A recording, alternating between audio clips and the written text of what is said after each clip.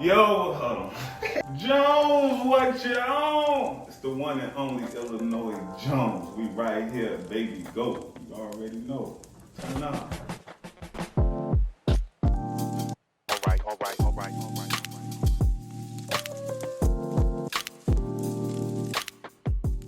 You grew up, what you say, Robert Taylor Project? I grew up all over Chicago, but I really grew up down in Champaign, Urbana.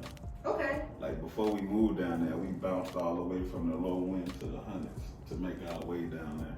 Champagne's the like burbs, right? Champaign, yeah, that's like a whole different city, state, like a little, its own city, like a little small country. It's like not a country, but a state, like a city. Okay. Down like 2-3 hours away. Okay.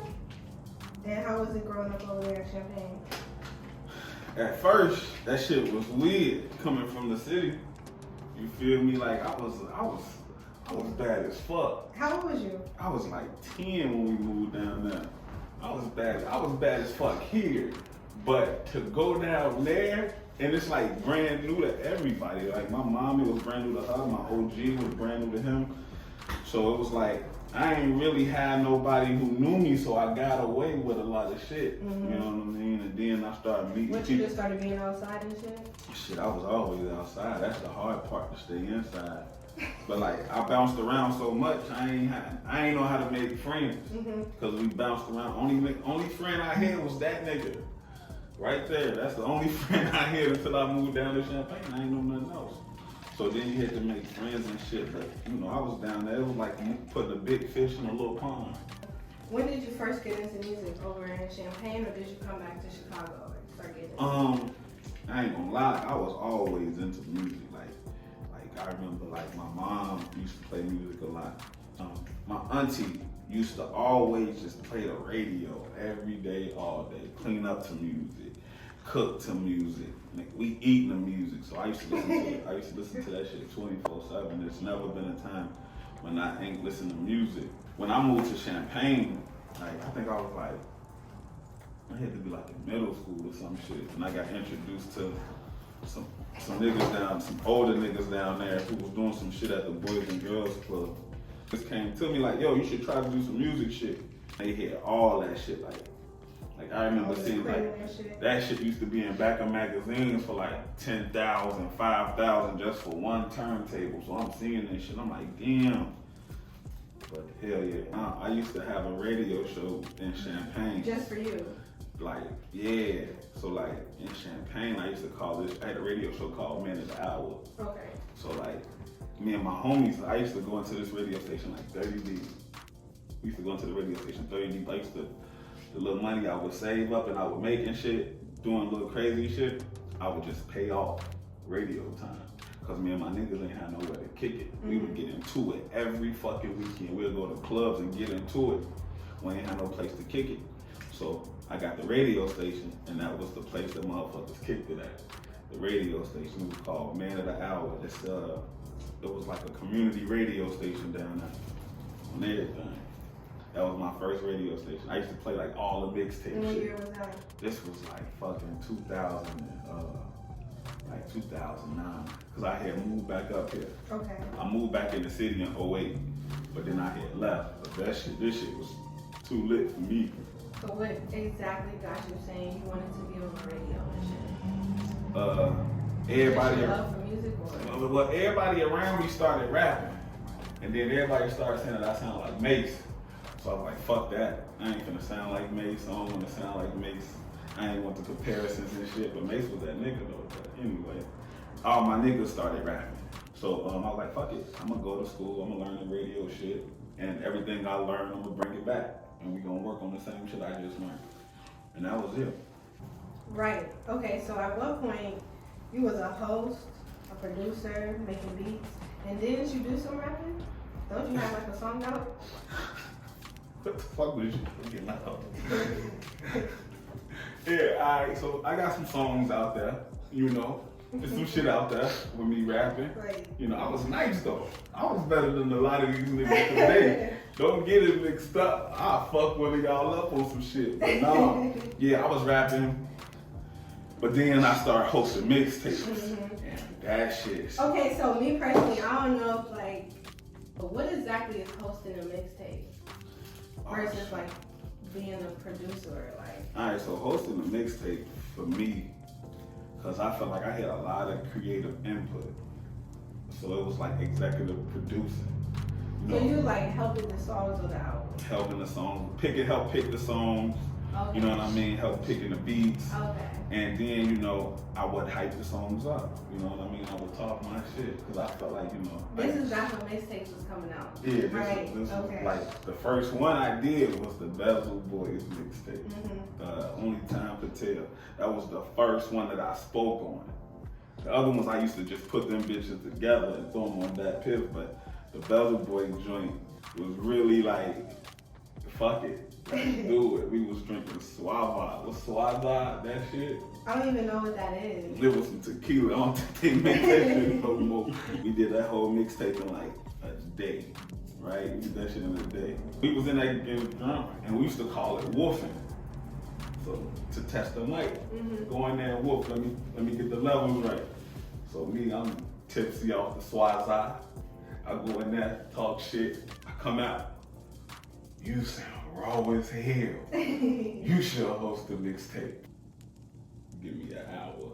I go listen to all the DJ drama shits, the dedication tunes, all that.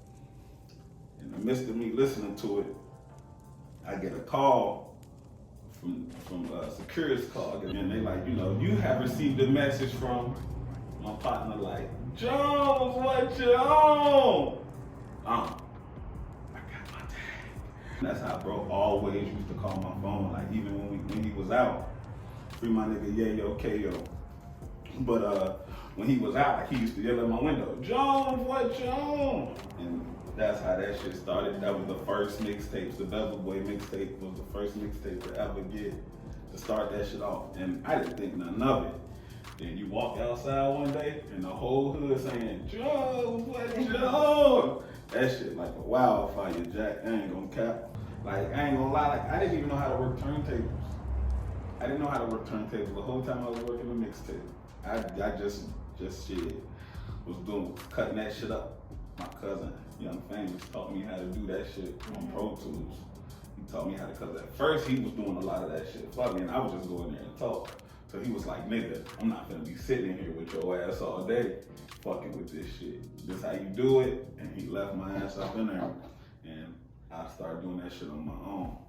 So at this point in time, was you also on the radio? Is that Yeah, what you was doing? I was Windy City Underground? For sure. I was there. Yeah, I was there. Shit, I was at Windy City from what, 2012 to like shit, honestly shit, 2016. A lot of dope motherfuckers come from Windy City.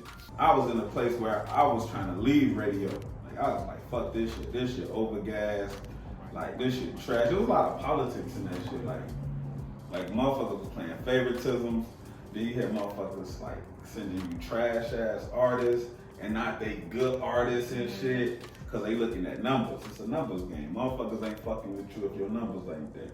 I wasn't that popular, you know what I mean, on the radio shit. So, and a lot of people outside of the city didn't know Illinoisjones, the mixtape DJ. That shit was popping. I step outside of Illinois. I step outside of Chicago and motherfuckers showing hella love. But here in the city, like they wasn't really listening to the mixtapes that I was hosting like that. So they didn't know. Because the artists that I was hosting for was lit. A lot of motherfuckers in the city wasn't checking it because that shit wasn't coming across their radar. Because a lot of people were scared of drill music at that time. You know what I mean? You gotta think like people wasn't trying to touch that shit. Face to it. Listening to it. Yeah, but they really wasn't hearing that shit because they were scared of it. Like I had a motherfucker tell me straight up, like I don't like a nigga, a legend was like, that shit, we don't touch it. You know what I mean? I had a nigga from Atlanta. We was in breakfast at a fucking Waffle House. Shout out to Sam Hoodie, wherever your ass at. That nigga say, shit, I be calling to the city asking for new artists, and they never mention y'all. They told that nigga, if you got some money invested into these niggas, you might want to take your shit out. Yeah, so it was like that at one point, like the face to the drill music scene. Like drill music ain't get popping until niggas out of town start making it. That's when this shit was different. So would you say Chicago created the drill scene? Without a fucking doubt. I was right there. I was there. Chicago drill music is what got the music industry popping. Like Chicago culture, period. Mm-hmm. If it wasn't for Chicago culture, the entertainment industry wouldn't be what it is. And the narrative is Atlanta got this shit, but if you think about it, Chicago really got this shit down pat.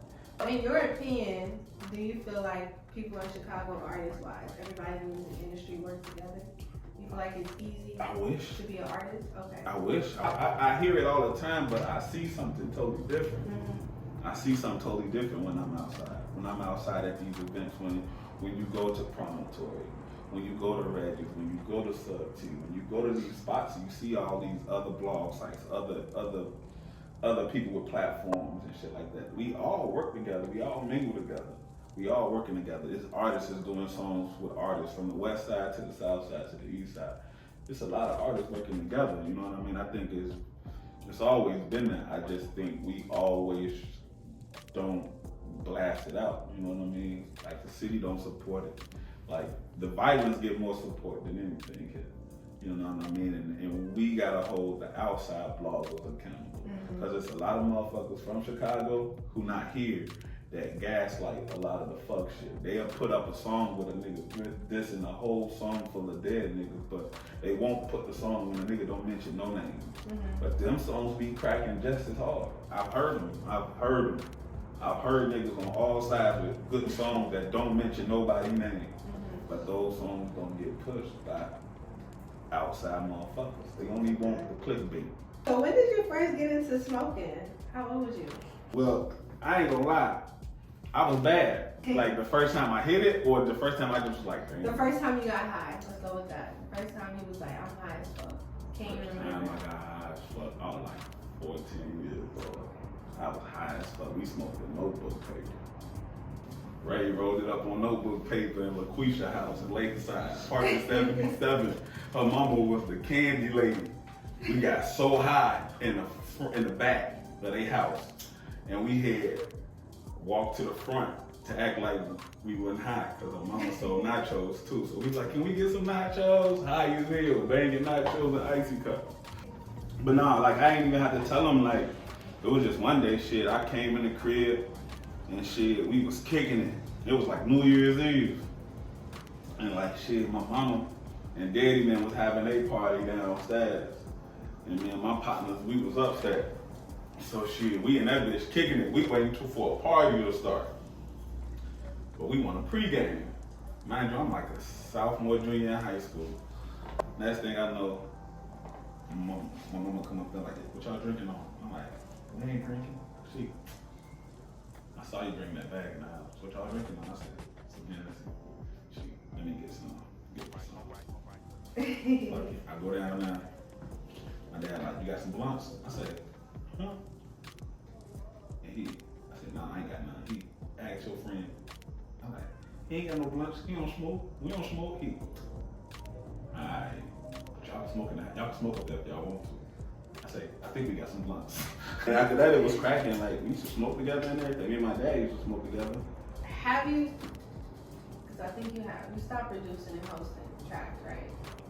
Well, for certain. You doing the radio thing? Yeah, I'm doing a radio thing for now, but I am getting back into producing. So you do want to get back into producing?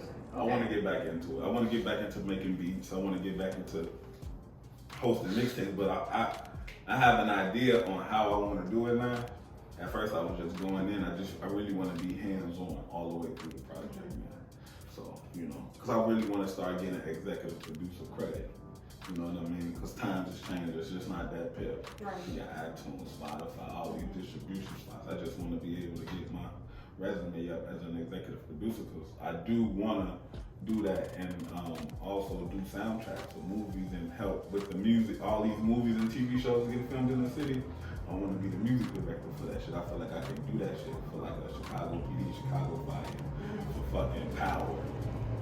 Anything that's filmed in Chicago, I feel like I should be getting a phone call. Anytime something happens, I feel like I deserve a call. Who was Edai to you? Oh shit, man. That was my nigga. That was my dog, man. That nigga cool, man. It was a cool nigga, Joe. He used to hate when I used to smoke and drink in the studio. Like, he's like, you ain't gonna focus, G. Like, working with Coop, man, he had a vision. The nigga had a vision for every project, and every project had a concept. That's one thing I fuck with about him. Like, he didn't get sidetracked by the shit that everybody else was doing. He stuck to the shit he knew. You feel me? And it wasn't shit for me to get nothing out of him. Like, I could get any song out of him. You feel me? And he always had a plan. He always had a plan, G. And that's one thing I can say that really rubbed off on me. Like, before you put out a project, like, really make sure you have a plan, and then you gotta involve everybody around you. Cause that's what we did. And he wasn't scared to try shit. Like, even if this shit was weird, he would try it. Can you think of a song you did with him, like your favorite song? My favorite song with Cool. I ain't even on the mixtape. Like, the mixtape he did with Smiles, like, that shit so fucking hard to this day. That shit sound like they did that shit yesterday. Forgotten. Yeah, that bitch so hard. That bitch hard, and then the song, that nigga sent me this song about 5 years ago, and I was trying my hardest to leave that bitch. Chicago Story. That shit. That nigga, you sent me that shit. That shit gave me chills, my nigga. R.I.P. my nigga Cool. What's your favorite song that you produced or hosted? Can I pick like my top? Like, You could do top 3? Top 3? All right, 5. Five. Boom. You lit. Freebase. These ain't no particular order either. And can you say who you did? Honcho Hudo, Freebase. Young famous Ali. Jones Approved. Race Stars. Blu-ray. Blu-ray was one of my favorite mixtapes because not only did I host it, I produced every fucking song on that. Bezel Boys, The Life I Live. I mean, Only Time Could Tell. The Bezel Boys, Only Time Could Tell. Because you can't find that bitch nowhere. What's your favorite chicken spot? Sharks. What? The one on 111th and Halsted. What you get from Sharks? I get a 12 piece. Okay. So they can't cheat me out my fries. That's the number one rule. Why don't you just get an extra order of fries? Now, why should I? Why should I have to get get more wings? Are you gonna eat all 12? I'm gonna bang them. Certain restaurants don't even want to put your mouth sauce on your shit. You can't sauce me up. So you don't like Heroes or Reese's? I mean, I like them. But you're preferred. I'm gonna go to Sharks. Sharks, I'm okay. pulling over at Sharks. You like tacos? What? Okay, I'm what's your favorite Mexican. tacos? It's a El Rey's Tacos. Where's it at? It's on like 97, 98 or some shit. That shit be banging. And right now you're on Illinois Radio. Illinois Radio station. And where can we follow you? What's your ad? At Illinoisjones 88 for Instagram and Twitter. Yeah, y'all can go to Illinois.co. I see my face every day. Okay, I like that.